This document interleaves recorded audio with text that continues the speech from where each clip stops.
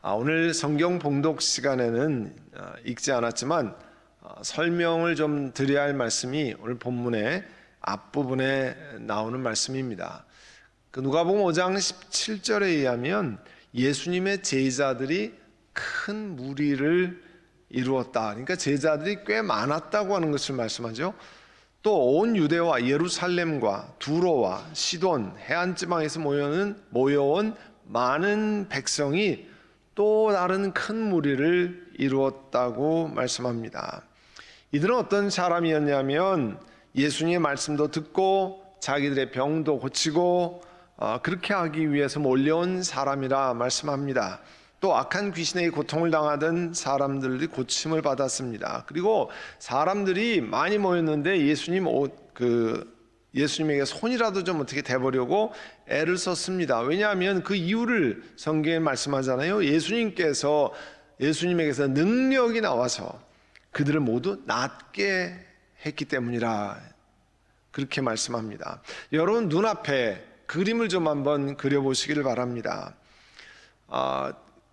어떻게 보면 이제 산 중턱에 이제 평지 같으면 그냥 거기만 보면 평지 같은데 멀리서 보면 산 중턱에 있으니까 뭐 산에 있는 것 같기도 하고 그런 지형이라고 보입니다. 그곳에 사람들이 몰려들었어요. 예수님께 병 고침받고 거기서 뭐 환호성을 지릅니다. 또 귀신에게 고통받다 왔던 많은 사람들이 귀신에 내쫓기고 온전한 정신이 들면서 너무 기뻐합니다. 이런 광경을 지켜보던 사람들이 뭐 당연히 예수님 앞에 어떻게 손이라도 좀 대보려고 노력하지 않겠습니까? 지금도 용하다는 의사가 있다고 하면 다 사람들이 아는 환자들을 데리고 갈 텐데 2000년 전에 의료시설이 거의 없는 그런 상황에서 수많은 사람들이 치료받는 것 사람들이 얼마나 기뻐하고 또 환호성을 치고 사람들이 몰려왔겠습니까? 한번 생각을 해보세요. 산중턱 같은 곳에 평지에 수많은 사람들이 예수님 주변에 몰려들었습니다. 그런데 17절 이하의 말씀, 예수께서 이제 그 산에서 내려오셔서 이 펼쳐진 장면을 그리고 있는데요. 그러면 왜 예수님께서 산에 올라가셨습니까? 12절에 보면 예수님께서 기도하려고 산으로 올라가셨다고 그랬어요. 떠나가면서 밤을 새우면서 하나님께 기도하셨습니다. 그리고 날이 밝을 때에 예수님께서 자기의 제자들을 부르시고 제자들 가운데 12명을 뽑으셔서 그들을 사도, 어파슬즈라고 이렇게 부르셨습니다. 그러니까 예수님이 기도하러 산에 올라간 것은 제자들을 특별히 12명을 부르시기 위해서 그리고 그들을 사도로 세워서 예수님의 뜻을 따라 보내기 위해서 하나님의 뜻을 구하기 위함이었습니다. 이 사도라고 하는 것은 이제 보냄을 받았다. 누구로부터 사명을 받고 보냄을 받았다. 그런 뜻이거든요. 그러니까 오늘 본문에 우리가 그 앞에 살펴본 거에 의하면 예수님을 따라다니는 무리가 크게 세 무리 있다고 하는 사실을 압니다. 먼저 17절에 의하면 유대 지방 예루살렘 두로 시돈은 지금 레바논의 해안가인데요. 지중해 연안의 큰 도시들입니다. 거기에서 오는 수많은 백성들, 그 사람들이 일반 대중이에요. 예수님을 쫓아서 같이 다니는 사람들. 본문에 보면 이제 예수님이 산 위로 올라가셨을 때 그 밑에서 기다리고 있던 사람들. 그런데 17절에 아까 말씀드린 것처럼 예수님의 제자들이 또 다른 큰 무리를 이루고 있었습니다. 예수님을 따르는 많은 제자들이 있었는데 그 중에서 다시 12명을 택해서 우리가 일반적으로 12제자라고도 하지만 12사도라고 하잖아요. 그러니까 많은 제자들 가운데 다시 12명을 추려서 사도라고 이름을 붙였다는 거예요. 그런 그룹이 오늘 본문에 나옵니다. 그런데 예수님께서 왜 12명의 제자들을 부르셔서 사도라고 부르셨을까? 예수님이 이후에 예수님이 주신 사명을 감당하고 그 사람들에게 전파할 그 사람들을 뽑아서 훈련시킨 거죠. 주님과 함께 살면서 다니면서 예수님이 하시는 것을 보고 주님의 증인이 되는 훈련을 받는 것입니다. 여러 가지 제자들이 받는 훈련, 또 그 관찰하는 것들이 있었겠지만 아마 그 중에 중요한 훈련 중에 하나가 예수님 말씀에 순종하는 훈련이었을 겁니다. 우리가 아는 그 광야에서 오병이어의 사건을 생각해 보면요, 예수님이 제자들에게 명령하신 것이 있습니다. 누가복음 9장 16절에 보면 이제 빵 5개, 물고기 2마리를 가지고 손에 들고 하늘을 우러러 쳐다보시고 그것들을 축복하신 다음에 떼어서 제자들에게 주시고 무리 앞에 놓게 하셨다. 거기는 이렇게 약간 명확하게 나와 있지 않습니다. 그런데 마가복음을 6장 41절 이하에 보면 뭐라고 말씀하냐면 그 빵 5개, 물고기 2마리를 들어서 하나님께 감사 기도를 드리신 다음에 빵을 떼어서 제자들에게 주면서 군중들에게 나누어 주라고 말씀하셨어요. 직접적으로. 그리고 물고기 2마리도 모든 사람에게 나누어 주셨다. 그러니까 제자를 통해서 나누어 주셨다 그랬어요. 저 같으면 예수님이 그렇게 빵을 주시면서 사람들에게 나누어 주라고 하셨으면 여러분 한번 생각해 보세요. 저는 못했을 것 같습니다.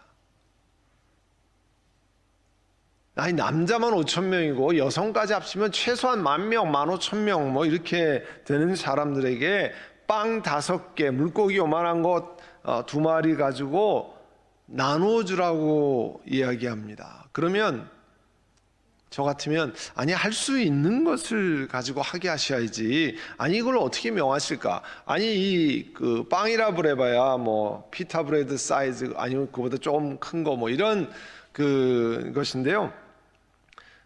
이걸 어떻게 나눌 수 있을까? 당연히 의문을 품고 아니면 그걸 가지고 그냥 제가 가지고 있든지 뭐 그랬을 것 같습니다. 그런데 제자들은 예수님 말씀에 순종했습니다. 하라는 대로 나누었습니다. 그 결과는 성경의 말씀에 보면 놀라운 것이었습니다. 모든 사람들이 배불리 먹었다고 그러고요. 그 남은 빵 조각과 물고기만을 주워 모아도 12강주리에 가득 찼고 먹은 사람 남자만 5,000명이었다. 여성까지 미니멈 10,000명, 15,000명 이렇게 됐다고 말씀합니다. 여러분이 인간적인 계산만 하고 예수님 말씀에 순종하지 않았다면 기적은 물론 예수님이 직접 기적을 베푸실 수 있었겠지만 제자들은 그 기적을 경험하지 못했을 겁니다. 그러나 순종을 통해서 귀한 일이 일어난 겁니다. 이런 거 보면 하나님의 일꾼에게는 중요한 것 중에 하나가 그 사람이 제자가 얼마나 명석한가에 있지 않습니다. 하나님 말씀에 대신에 명석한 것 대신에 하나님 말씀에 얼마나 순종하느냐 하는 것이, 어떻게 순종하느냐.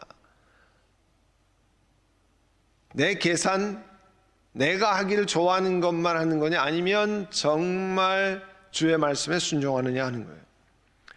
우리가 지난번에 살펴봤던 5장 27절 이하에 보면 세관에서 일하는 레위를 부르는 사건, 그 다음에 어부로 일했던 베드로와 그 동료를 부르는 사건이 있습니다. 세리는 그 당시에 경멸의 대상이 되는 사람이었어요. 백성들이 아주 쳐다보지도 않고 로마의 앞잡이라 해서 상종을 안 하는 사람들이었습니다. 그런데 세관에서 일하는 그 세리를 아무런 조건 없이 예수님이 부르셨습니다. 그러니까 무슨 퀄리피케이션, 우리 성경에는 그런 이 조건이 나와 있지 않는데요. 하나님 나라 일꾼은 하나님이 오직 은혜로 하나님이 일방적으로 부르신다는 사실을 알 수 있습니다. 누가복음 5장 처음에도요, 어부였던 베드로와 안드레, 야고보, 요한을 부르셨던 예수님, 사람들이 생각하는 것처럼 예수님의 사역을 전파하기 위해서는 굉장히 탁월한 사람들 12명을 셀렉션해서 해도 뭐 어려웠을 것 같이 생각이 드는데 사람들 생각과 완전히 다르죠. 일방적으로 그냥 평범한 어부를 부르시고 그 부름에 순종하고 나서는 그 사람들을 제자로 불러 사용했습니다. 그러니까 우리가 생각하는 것과 전혀 다른 거죠. 오늘 본문의 내용과 거의 비슷한 우리가 평행구라고 그러는데 parallel이라고 하는 그런 말씀이 마태복음 5장, 6장, 7장 그 유명한 산상수훈 Sermon on the Mount 이렇게 부르잖아요. 근데 오늘 본문에 보면 평지라고 이렇게 표현이 되어 있어요. 아까 설명드렸지만 평지 같아 보이고 산중턱에 이렇게 평지같이 보이지만 다른 곳에 보면 또 산과 같기도 한 그런, 그래서 마태복음 5장에는 산상수훈, 그 다음에 이 누가복음은 우리가 평지수훈 혹은 평지설교라 이렇게도 얘기합니다. Sermon on the Plain. 수훈이라는 뜻이 가르친다 그런 뜻이잖아요. 가르침이라 그런 뜻이에요. 산상수훈은 산에서 가르치는 거, 평지수훈은 평지에서 가르치는 거. 그 20절에 보시면 예수님께서 눈을 들어 제자들을 보시고 이렇게 말씀했습니다. 너희 가난한 사람들이 복이 있다. 하나님 나라가 너희 것이다. 같은 구절이 마태복음에는 어떻게 되어 있습니까? 심령이 가난한 자는 복이 있나니 천국이 저희 것이며, 그 개역 개정판에는 그렇게 되어 있어요. 분명하게 마태복음에는 심령 혹은 마음의 문제를 말씀하셨습니다. 그런데 누가복음에는요 아주 직접적으로 가난한 사람들이라 이렇게 말씀했어요. 경제적으로 가난한 사람들은, 그러면 우리 질문하죠. 경제적으로 가난한 사람들은 복이 있고 경제적으로 부유한 사람들은 화가 있는 건가? 예수님이 그런 뜻으로 말씀하신 건가? 분명 성경 전체에 의하면 그런 뜻은 분명히 아닌 것을 알 수 있습니다. 예수님은 가난 자체를 복되다 이렇게 이야기하신 적은 없습니다. 예수님을 믿고 따르면 경험하는 물질의 부족함, 주를 섬기기 위해서 물질이 부족하고 또 그 심령이 가난해진 사람에게 복이 있다 이렇게 말씀하시는 것입니다. 그러니까 이렇게 가난한 심령이 되었을 때 이 하나님이 다스리시는 하나님의 나라가 우리들의 것이다, 너희들의 것이다 그렇게 말씀을 하고 있습니다. 그러니까 이 누가복음에 너희 가난한 사람들이라고 하는 뜻에도 영혼, 심령의 상태가 이와 같아야 한다는 것을 말씀하는 거죠. 우리 가운데 우리가 마치 아무것도 없는 사람같이 우리 심령이 늘 부족한 것을 채우려는, 하나님이 채워주셔야 합니다. 그런 떨리는 마음으로 하나님 앞에 있어야 한다는 거예요. 종교개혁자 루터가 이런 얘기했습니다. 우리는 하나님의 하사금, 하사금은 하나님이 일방적으로 준다 그런 뜻이잖아요. 하나님의 하사금으로 살아가는 거지들이다 이렇게 얘기했어요. 거지들은 노동에서 대가를 받지 않습니다. 아무것도 먹을 게 없기 때문에 일방적으로 주는 것을 받습니다. 종교개혁자 마틴 루터께서 우리는 하나님의 은혜로 하사금으로 살아가는 거지들이다 그랬어요. 그러니까 우리 심령으로 드리는 기도가, 우리가 하나님 앞에 드리는 기도가 이래야 됩니다. 하나님, 우리는 영적으로 가난한 마치 거지와 같은 존재입니다. 지혜도 없고 주님의 말씀대로 살 능력도 없습니다. 넘어지기도 잘하고 불평도 많이 하며 삽니다. 우리를 불쌍히 여겨 주시옵소서. 여러분, 그런 심령이 우리 가운데 있어야 한다는 거예요. 가난한 사람이라, 그렇게 심령이 가난한 사람 혹은 너희 가난한 사람이라 누가복음에 그렇게 말씀합니다. 우리가 구약에 이스라엘의 첫 번째 왕이 누구죠? 사울 왕이잖아요. 그 사울 왕에 대해서 그 사무엘 예언자가 이렇게 얘기했습니다. 사울 왕이시여, 임금님이 스스로 하찮은 사람이라고 생각할 그 무렵에 하나님께서 임금님에게 기름을 부어 이스라엘의 왕으로 세우셨습니다. 그래서 이스라엘의 지파의 최고 어른이 됐습니다. 그런데 어떻게 지금은 주님께 순종하지 아니하고 약탈하는 데만 마음을 쓰고 또 주님께서 보시는 앞에서 악한 일을 행합니까? 이 사울 왕이 처음에는 스스로를 하찮은 사람이라, 객관적으로 보면 그는 하찮은 사람이 아니었습니다. 그렇지만 그 중류의 심령에 자기가 하나님 앞에 내가 하찮은 사람이라고 생각하던 그 무렵에 하나님께서 그를 이스라엘의 머리가 되게 하셨다는 거예요. 그게 영적인 원리가 된 말씀이죠. 또 21절에는 너희 지금 굶주리는 사람은 복이 있다. 너희가 배부르게 될 것이다. 너희 지금 슬피 우는 사람들은 복이 있다. 너희가 웃게 될 것이다 했어요. 너희 지금 굶주리는 사람들은 복이 있다. 이것이 마태복음 5장에는 의에 줄이고 목마른 자는 복이 있다 하는 것을 이 누가복음에는 지금 굶주리는 사람은 복이 있다 그랬어요. 의에 줄이고 목마른 게 뭡니까? 이 땅에 하나님의 뜻이 이루어지기를 간절히 사모하는, 하나님이 기뻐하신 뜻을 사모하는 사람들, 세상이 악으로 고통당하고 그 속에서 하나님의 의가, 하나님이 가르치신 말씀이 이루어지기를 간절히 사모하는 사람들은 하나님께서 어느 때일지 모르지만 마지막에 종말의 때일까 아니면 하나님의 나라에 가서도 의로 배부르게 될 거라 이렇게 말씀하셨습니다. 그리고 21절 후반절에 너희 지금 슬피 우는 사람들이 복이 있다. 슬피 우는 사람들, 세상에 슬피 우는 사람들이 뭐가 복이 있습니까? 세상의 관점은. 그러나 슬피 우는 사람들이 복이 있다. 너희가 웃게 될 것이다 말씀합니다. 우리 교회 믿음 선교회가 후원하는 선교사인 H 선교사란 분의 이야기를 좀 나누려고 합니다.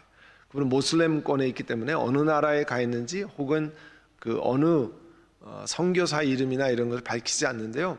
그래서 보통 우리가 H 선교사라고 하는데 물론 그 선교회 분들을 만나기도 하시고 뭐 해서 아시겠습니다만, 지난 월요일에 우리 교회가 후원하는 또 동력하는 GMP 선교사의 사역들만 모이는 그 줌 미팅이 있었습니다. 전 세계에 흩어져 있는 선교사들이 같이 모였는데, 마침 그 모슬렘권에 사용하는 그 H 선교사가, 그 부부가 자기들의 사역 이야기를 지난 10년을 돌아보며 이야기를 나눴습니다. 그분들은 본래 미국에서 영어 목회를 하던 부부였어요. 선교의 부름을 받고 기도하는 중에 중동 지방을 이렇게 탐사하면서 어떤 말씀을 받았냐면, 요나서 4장 11절에 보면 하물며 이 큰 성읍 니느웨에는 좌우를 분별하지 못하는 12만 명이요 육축도 많이 있나니 내가 아끼는 것이 어찌 합당치 아니하랴. 하나님을 모르는 이 수많은 사람들이 있는 것을 하나님이 아끼는 것이 합당한 것이 아니냐 하는 말씀을 듣고요, 하나님께서 그 땅에, 모슬렘 땅에 잃어버린 영혼을 하나님 아버지께서 사랑하시는구나, 그들을 아끼신다는 마음이 강하게 다가왔다는 거예요.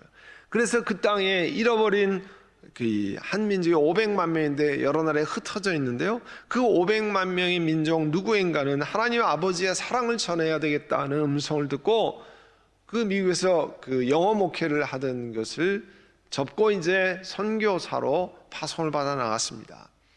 그 집에 아들이 하나인데 3살 반짜리 아들을 데리고 모슬렘권으로 간 거예요. 그리고 지금 10년이 지나서 그 아들이 청소년, 14살의 청소년이 되었습니다. 뭐 현지에 열악하니까 뭐 국제학교니 뭐 이런 거는 전혀 생각할 수 없는 모슬렘 현지 학교를 보냈습니다. 그 학교에 외국인이라고는 딱 그 아들 하나인 그런 학교에 보냈는데요, 새로운 언어와 문화를 배워야 하니까 당연히 어려울 것이라 짐작은 했답니다. 근데 아들이 커서 무슨 얘기를 했냐면, 2학년 때부터 6학년 때까지 학교에서 친구가 한 명도 없어서 학교에 가면 하루 종일 한마디도 못하고 집에 와서 엄마 아빠하고만 이야기를 했다고 하는 사실을 그 엄마 아빠에게 이야기를 하더래요. 조금 커서.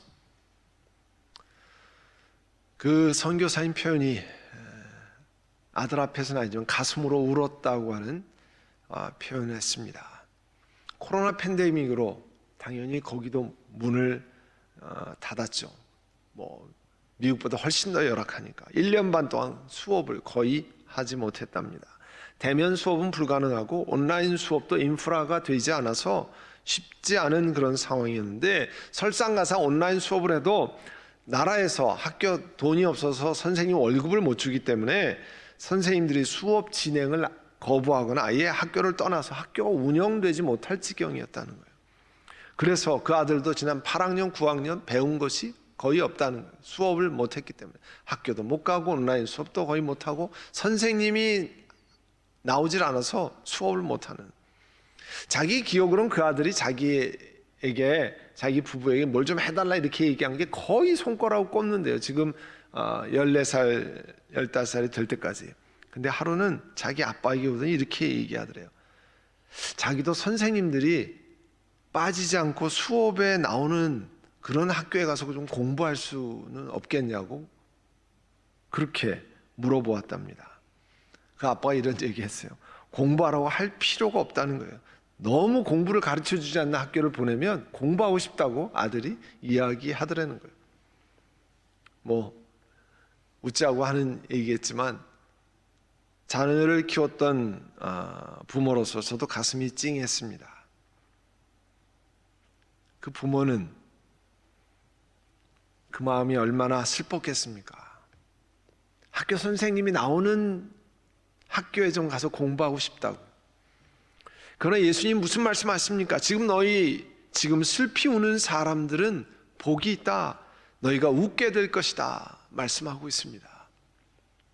22절의 말씀에 보면 사람들이 너희를 미워하고 인자 때문에 너희를 배척하고 욕하고 너희 이름을 악하다고 내칠 때는 너희는 복이 있다 그랬어요. 좀 아까 소개했던 그 H 선교사가 한 번은 이런 기도 제목을 보내왔습니다. 긴급 기도 제목을 보내왔는데 이 선교사께서 그 이방 땅에서 10년 동안 알게 된 가장 친한 이제 청년 때 만난 분이 있었는데 어려서부터 너무 어려운 삶을 살아서 교육도 제대로 받지 못한 그런 청년입니다. 그에게 복음을 전했고 글을 제대로 읽지 못하는 그 친구가 예수 그리스도를 주로 받아들이고 떠듬떠듬 하나님 말씀을 읽고 하나님의 진리의 말씀이라 고백하며 눈물을 흘리는, 그때마다 성령께서 역사하시면 이런 일이 일어날 수 없다라고 고백했던 그런 청년입니다. 근데 현지 자매를 만나서 결혼해서 두 명의 아버지가 되어 있습니다.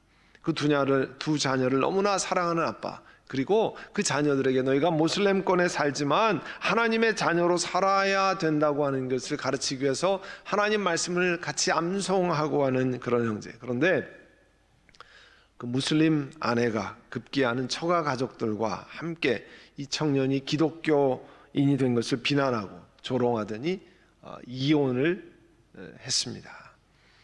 이혼을 하게 만든 거죠. 이슬람권에서는 부인이 남편과 이혼을 하겠다고 신청하는 것이 굉장히 어려운 일이라는, 거의 그런 일이 일어나지 못한다는 거예요. 그런데 이슬람에 반하는 행동을 한다는 구실로 이혼 사유를 만들어서 이혼을 해서 그 부인이 두 자녀를 데리고 처가로 가버리고 아이들에게 이슬람 교육을 시키고, 그것을 바라보는 그 아빠의 심령에 참 너무 아파한다고 하는 것을, 그래서 다시 그 자녀들이 예수 그리스도를 만나고 신앙적으로 교육을 받기를 원하는데 기도 부탁을 해왔습니다. 사랑하는 성도 여러분, 이 세상에는 예수님이 주시는 생명의 말씀을 따르는 제자의 삶을 살기 위해서 물질적으로 가난해지는 사람이 있습니다. 그리고 심령도 가난해지는 많은 그리스도인들이 있습니다. 하나님의 의가 이 땅에, 하나님의 방법이 이 땅에 이루어지도록 하기 위해서 그 의를 간절히 사모하는 사람, 그리스도인들이 있습니다. 또 예수님이 사랑하는 것 때문에 가족들에게, 친구들에게, 직장에서 친척들에게 미움을 당하고 배척받고 욕을 얻어먹는 그런 사람들이 있습니다. 외롭고 고통스럽습니다. 그러나 예수님은 수많은 사람들에게 이런 사람들이 복이 있다, 복이 있는 사람들이라 말씀합니다. 어떻게 복이 있는가? 우리가 다 이해가 되지 않을 수 있습니다. 그러나 예수님은 분명히 우리에게 이런 사람들에게 복이 있는 사람이라 말씀합니다. 세상적인 관점에서의 복이 아닙니다. 그러나 하나님이 부르시는 복이 있는 사람들입니다. 오늘 우리도 이 땅을 살아가면서 우리 주님이, 우리 예수님이 우리를 향해서 복이 있는 사람들이라고 우리를 부르시는 그런 삶을 살 수 있기를 원합니다. 우리 심령이 가난해져서 우리 주님 앞에 하나님이 주시는 하사금으로 이 땅을 살아가는 가난한 사람들입니다. 주여 우리 심령이 마셔서 우리와 함께 하시고 역사하시기를 원합니다. 그렇게 고백하고 주님 앞에 나오는 모두들 되시기를 간절히 바랍니다. 이 시간엔 우리 묵상으로 한번 기도하겠습니다. 하나님, 우리 심령이 가난해지기를 원합니다. 주의 나라를 위해서 슬퍼할 수 있는, 내가 복음을 전하고 신앙생활을 바로 하는 것 때문에 마음이 아파하고 슬퍼하고 또 욕을 먹고 배척당하고 하지만, 그러나 주의 은혜 가운데 걸어가기를 원합니다. 그렇게 살지 못한 거 있으면 성령 하나님 은혜를 주셔서 이제 그런 삶으로 행진해 나가도록 주여 함께 해주시기를 원합니다. 우리 묵상으로 하나님 앞에 기도드리겠습니다. 사랑하는 주님, 저희들 가운데 함께 하시고 역사하셔서 생명의 은혜가 충만한 저희들 되게 하시고, 주의 말씀을 따라 주님 앞에 나아가는 저희들 되도록 성령님 역사하시고 은혜를 베풀어 주시옵소서. 오늘 주의 말씀을 기억하고 주님 앞에 하나님 말씀을 따라 걸어가는 저희를 되게 하시고 실천하는 저희들 되도록 은혜를 허락하여 주옵소서. 예수님의 이름으로 기도드립니다. 아멘.